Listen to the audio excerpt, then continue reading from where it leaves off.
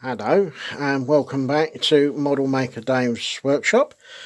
Today we're having an update on the Jaguar GR1, which I've been working on quite a bit at the moment, and let's get it out of here and then you'll be able to see that over there. Trying not to wobble the camera too much. It's come on quite a lot now. The canopy's on, wings are on, the weapons pylons are on, the little bit of tiny amount of filler has been sorted out there. It's almost ready for paint. It's very nearly there now. Now, a couple of things on this one. If you haven't built one and are thinking of building one, these two tiny little aerials, fins, and these two here are very fiddly. Take your time. There's no locating pins, there's no locating holes. There's a location mark and that is about it.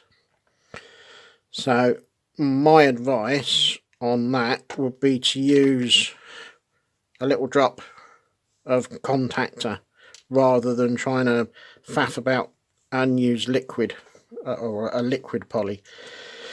Now, something else that I've tried out on this one, I didn't record it because I didn't know if it was going to work or if it was just going to be a complete faff and cock up and all the rest of it. However, I do recommend getting one or a couple of these MIG liner paintbrushes. They are superb for doing the outlines around the canopy. Now, I did the outline before I put the masking tape on because on this one the edging for the canopy is so finely detailed you can hardly see the difference between the two. So, excuse me, using one of these to go around the edge makes life so much easier because the bristle is that much longer than a standard brush. If you do get the shakes or you do go slightly off, by the time you correct yourself, the tip is still carrying on in the same direction that it was originally. So these worked very well. However, he says, I have got one of these liner brushes. Now, this is an artist's liner brush, and this is a MIG liner brush, and albeit a few millimeters, this one is a little bit longer.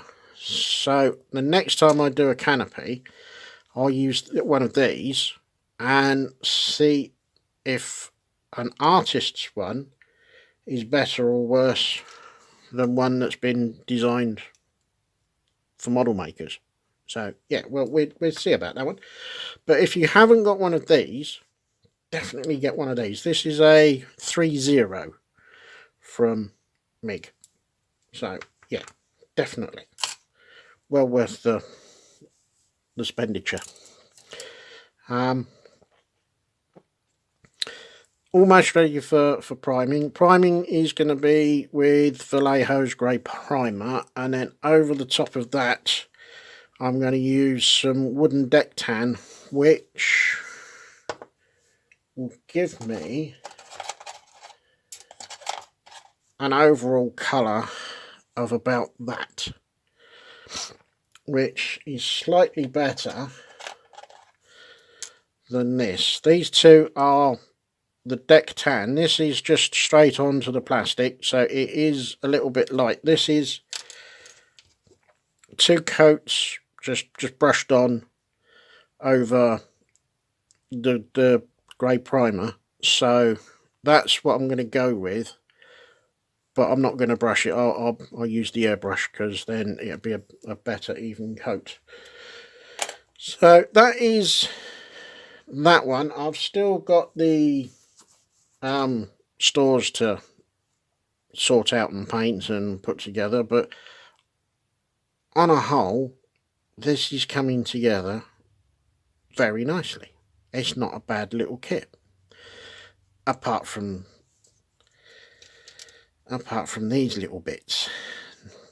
So yeah, definitely take your time and don't rush.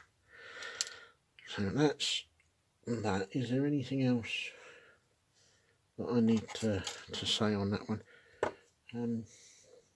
No. So it only leaves me to say a happy new year to everyone watching this. If you're a subscriber, thank you very much for watching. If you're not a subscriber, then please give us a subscribe, because there's more to come. I don't quite know what I'm going to do this year. I've not planned it out. It's only day one, so well, we'll see where we get to. So on that note, I will see you in the next one.